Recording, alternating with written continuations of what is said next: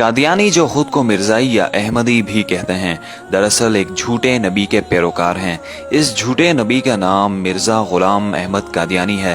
اس کے نام کی نسبت سے اس کے پیروکار کبھی خود کو قادیانی کہتے ہیں، کبھی احمدی تو کبھی مرزائی۔ مرزا غلام احمد قادیانی برِ صغیر پاک و ہند میں انگریزوں کا نسلی وفادار اور ایک شیطان صفت انسان کتا تھا۔ اس کے آباء و اجداد نے نسل در نسل مسلمانوں کے خلاف سازشیں کرنے میں برطانوی انگریزوں کی مدد کی۔ یہ وہ بدبخت جماعت ہے جو عقیدہ ختم نبوت صلی اللہ علیہ وآلہ وسلم کا واضح منکر ہے۔ تاہم آج کی اس ویڈیو میں ہم آپ کو ملک پاکستان کے اس علاقے کی حقیقت سے آگاہ کریں گے جو کہ دنیا بھر میں قادیانیوں کی اکثریت والا علاقہ یا پھر ان کے ہیڈ کوارٹر کے نام سے جانا جاتا ہے۔ تو آئیے چل کر اصلیت جاننے کی کوشش کرتے ہیں۔ فیصل آباد اور سرگودا کے تقریباً درمیان میں واقع ربوہ نامی شہر آج جس جگہ وجود رکھتا ہے اسے زمانے قدیم میں جگ ڈھکیاں کہا جاتا تھا۔ اس وقت یہ مقام غیر آباد اور ویران ہوا کرتا تھا۔ تقسیم ہند کے وقت ہزاروں قادیانی پاکستان آ گئے اور انہوں نے خیمہ بستی کے طور پر اس علاقے کو آباد کیا، جسے ان کے سرکردہ افراد قادیان دارالامان کہنے لگے۔ یہ بھی ایک تلخ حقیقت ہے کہ پاکستان کے پہلے وزیر خارجہ سر ظفر اللہ خان بھی عقیدے کے اعتبار سے قادیانی تھے، جن کی سرتوڑ کوششوں سے اس علاقے میں 1034 ایکڑ زمین خریدی گئی، جسے قادیانیوں کے سربراہوں کے حوالے کیا گیا۔ 1948 میں اس جگہ کی خریداری کے ساتھ اس جگہ کا نام تبدیل کر کے ربوہ رکھ دیا گیا۔ 1948 میں ہی ایک اور پابندی بھی عائد کی گئی کہ کوئی مسلم اس علاقے میں زمین خرید کر گھر تعمیر نہیں کر سکتا۔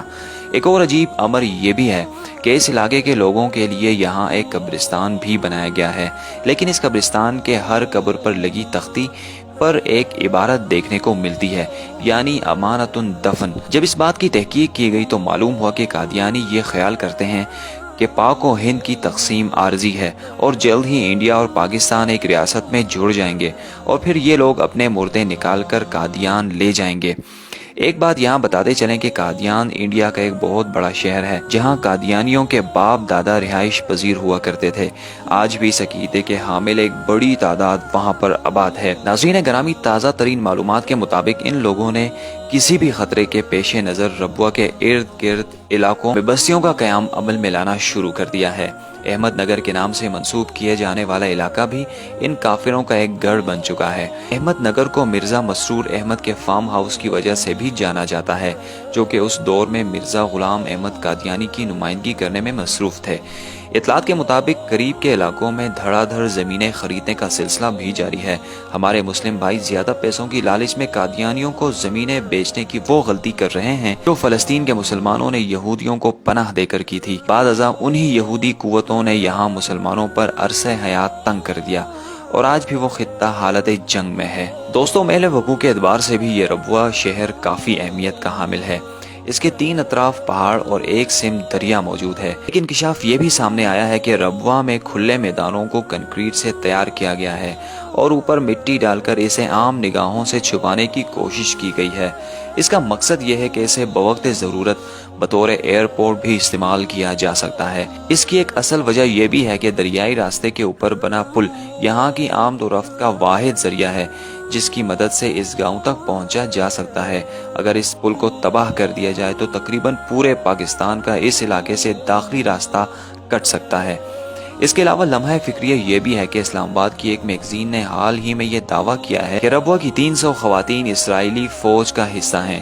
یہی نہیں، 600 مرد حضرات بھی اسی کشتی کے مسافر ہیں، یعنی پورا شہر ہی جنگی تربیت لینے میں مصروف ہے، جو کہ آگے جا کر پاکستان سمیت کسی بھی مسلم ممالک کے لیے سنگین خطرے کی صورت میں سامنے آ سکتا ہے۔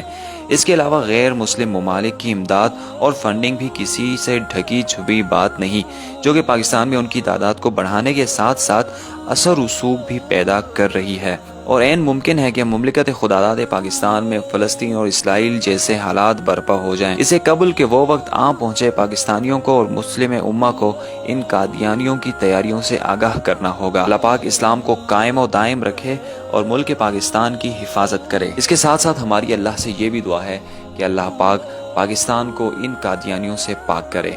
مزید اس طرح کی انفارمیٹیو ویڈیوز دیکھنے کے لیے آپ ہمارا یوٹیوب چینل وہی ڈاکومنٹریز سبسکرائب کیجیے اور گھنٹی کے نشان کو بھی دبائیے۔ شکریہ۔